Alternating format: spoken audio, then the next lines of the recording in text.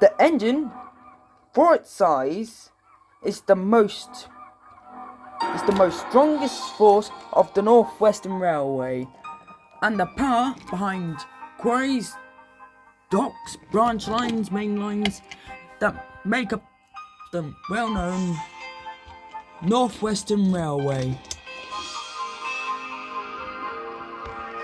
These are Caydin's stories of Sodor.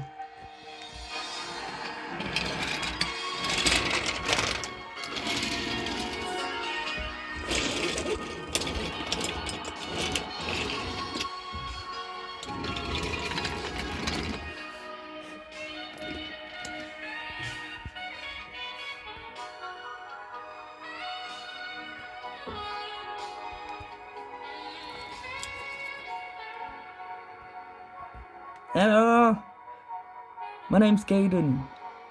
The year was 19th of November 1967. 1 month after Flying Scotsman had visited Sodor to see his brother Gordon after being preserved the same year from almost being scrapped from BR. And few things happened in that time. An old engine from the Wellsworth Incinery called Lily returned thanks to some help from the Fat Controller's daughter. Derek became really useful, and the Fat Controller had introduced a new service called the NWR Flyer to meet more stations than the Wild Nor'Wester could. But unfortunately, Gordon got put on to it to ease him back into regular service from where he'd be on display with Flying Scotsman. And Gordon didn't like that very much. But it was only a few hours away from where I was being given my first firing, which Edward would happen to be the first to see my first firing. Mickey helped Edward into the works as he saw some workmen gathering around me at 8:59 a.m. Edward had just only noticed that on my bunk was the number 14 and the letter in NWR and the Farquhar branch on my body. And just before Edward had fallen asleep from the effects of green water, he managed to see me wake up from my first ever firing and had to say his name as I introduced myself before Edward finally went to sleep from green water. But Gordon, at the time, was grumbling about being put off the Wild Nor'Western onto the flying NWR Flyer. "It's not fair," he said. "Why do I have to be put off the express trains and onto the flying NWR Flyer, and to top it off, put James, who could barely climb hills, onto the Wild Nor'Wester? It ain't fair." "You'll get your chance someday," said Boko. "You just wait." "I can't." Until James finally snapped. "I've had enough, Gordon, of your endless complaining. Either stow it up now, or I'll throw you into the station wall again, where no one come to find you, and then I'll blow you up." "James, that's been too chaotic." "Shut up, Boko, it ain't. Sit there." "So, do you agree on my terms or not, Gordon?" "Fine, little James." "Don't call me little James, Gordon." "Fine, James." As then Gordon's driver climbed down from finishing up his final inspections and then said, "Come on, Gordon, we have no time to fuss today. we have to shunt our own coaches since the Fat Controller plans to build a new shed for the rest of us at the back of the sheds over there. So no tank engines come to be available to shunt the train, so we have to do it ourselves. Do we have to? Unless you want to be on strike again, be locked up in the shed, then do it. No, I don't wanna. Then Gordon went to collect some trucks for Derek's first train of the day. And the truck started to sing an old song they had sung for him a few decades back that Thomas found funny.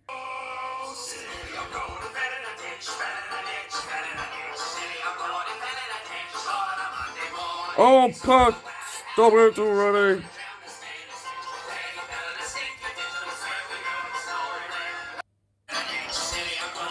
As Thomas was puffing by, to hear it and then back up to say, "It's funny every time." Don't you have to be on your branch line? No, they put it under maintenance until it gets fixed. I'm just here to collect supplies. Which is the one you're shunting for Derek to bring to our branch. Oh, why me? It's not my fault, it's the Fat Controllers, mate. As Thomas got back to the sheds to have a rest, he found the other engines talking. What shall we do with him? Said James. Is the leaving behind me would be wanting. But what? Make him put the flyer more, and then teach him a lesson. Okay, Donny, we'll show him. No, said Toby, that's not how I did it with Mavis when she acted this way. We just need patience to then teach him out, and then I'll teach him out for sure. I'll laugh in his face. You couldn't have come up with a better plan, Toby, said Thomas. You really should have. What? It did with Mavis and Daisy. So why couldn't it work for Gordon? It also worked for Thomas. Hey, it also worked for you, Percy. Oh, come on. As the pair started to bicker, Gordon finally got the goods train ready. No, to get my own train ready. Eventually, he said, as he thundered away to collect his goods train. And I meant to express the flying NWR flyer instead of goods train. As Gordon backed up to collect his coaches, which were a bogey coach that had recently been bought, as well as old slow coach which was recently being put back into action. Are you my coaches for the NWR flyer? Said Gordon sarcastically. Oh, of course we are. Fine, let's get this over with, he said, as he thundered to the station at the max speed of 15 miles per hour. As then, Gordon finally decided to bring his coaches into the platform. He saw the Fat Controller waiting for someone. Even though Gordon was late by a pure 15 minutes due to him having to get Derek's goods train ready, the Fat Controller didn't seem to notice, but was waiting for someone else. As then they heard a peep peep from a familiar whistle. Who's that? Said Gordon. As then they saw a familiar green engine starting to pull into the station. It was Henry after having his regulator fixed from being wide open when he did his super rescue. Hello, Henry, said the Fat Controller. Hello, sir. I'm glad I'm back. I missed being at work. I'm glad to see you back. But where's my other new engine? What? Said Gordon. They heard another peep. It was me. Still needed to be modified from being an A1 Terrier into an A1X Terrier. Ah, Caydin, my faithful engine. I see that you're finally sentient. Of course, son. Just been fired up a few hours ago. I met a nice sentient called Edward.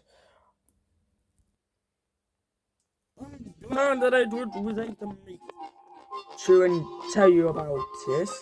Well, did he? No, sir. He fell asleep a few minutes after I said my name, and he said he's bring water because his brake tyres need to be changed. And I see your undercoat has been applied. Oh yeah, my temporary grey one, yes. Why is that? Said Gordon. Well, said the patroller, when a new engine's built or recently got out of an overhaul, they get given a grey undercoat until they get the first coat of paint, which is the undercoat, and then they get given an actual coat, and then they're sent out into regular service, which Caydin's come to help on the Farquhar branch, but for temporary now be doing his shunting trials and being tested out in the yards of shunting. Now it's time for you, Gordon, to apologise for Henry from your insult before his super rescue. I'll do so at the sheds later. No, you can do it now while he's here. Right. Sir, just leave it until I get turned around, okay? Alright. And then got turned around and I shunted away his coaches. Gordon had time for his apology. I'm sorry I threw my insult at you. It wasn't fair. And really, I shouldn't have said what I did. Because really, you're technically my brother and I shouldn't have been mad. Now that's a good ending, Gordon. And don't worry, the reason why you're off the Expanor Western for the time being is because we're getting a new coach for you. And also, you're needing an overhaul soon anyways. Oh, do I now? Yes. Why I bring it up now is because I've been waiting for you to finally wonder why. I have been, sir. Good. You'll be done for your overhaul as soon as Edward's done getting his tyres replaced. And as soon as 7101 gets out of the works too and gets put on to trials. So we need to get him a new name. I agree, Henry. When would that be, sir? Perhaps a few weeks, months, maybe. Don't know. You lot can come up with it. Now, Gordon, make your last few flying runs worth it. Got it? Yes, sir. And Caydin. Yes, sir. You can, as soon as you're done shunting yards, can you go back to the works so then they can get your tanks cut down and then made it into the shape of an actual terrier, please? Of course, sir, I will. As the guard blew his whistle, Gordon set it off with the NWR flyer. As soon as he zoomed through the sheds, everyone didn't know who flew by. Thought it was someone else, but it was Gordon. As Gordon pulled into Wellsworth, he knew he was going to get up the hill, but he wanted to anyways. And as soon as he got onto the hill, he gave it his all. He tried and managed to get over the hill. As Gordon stopped at the newly built airport, he waited for the guard's new whistle to blow. The whistle went, Gordon thundered off to Baron Furness. As then he got there, the passengers cheered him for such a smooth ride of the new service. Gordon won for cheering him and went to go and get a drink before he returned. As soon as he turned around and the shunter had moved his coaches ready for his return run, he was ready. As the whistle went off, he thundered away up the hill again and down the other side. As the return trip didn't need the airport, Gordon only needed to stop at Wellsworth and then the big station. As he thundered off, he began to enjoy the service more and more. And by the time he got back, the fat controller had his stopwatch to tell Gordon. He told Gordon later that night with the others, "Gordon, you're broken a record. You've went 115 miles per hour." Until his daughter, Emily Topham, who told him about what speed Gordon actually had been going, considering she was in Gordon's first coach, and told him that Gordon went 135 miles per hour. "Well, Gordon, you've had some good running, definite, didn't you?" "I have, sir." "Indeed you have. And all of you, even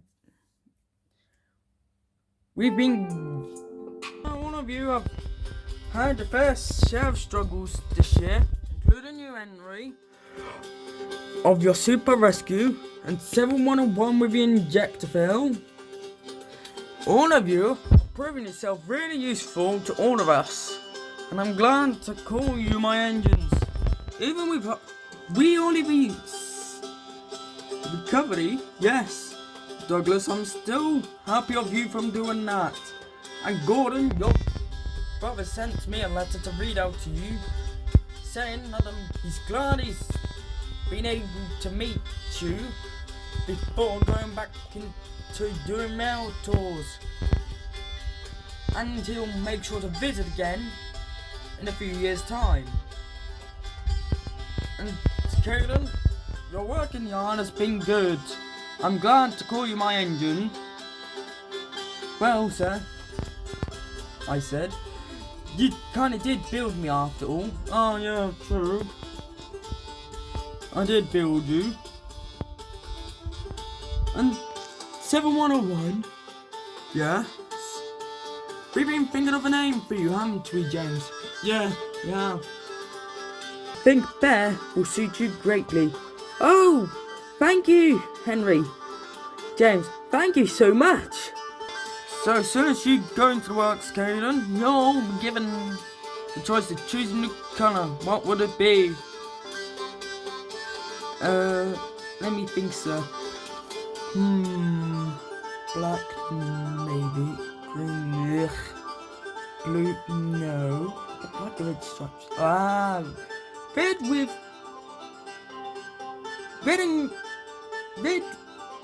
with gold and black stripes, please, sir.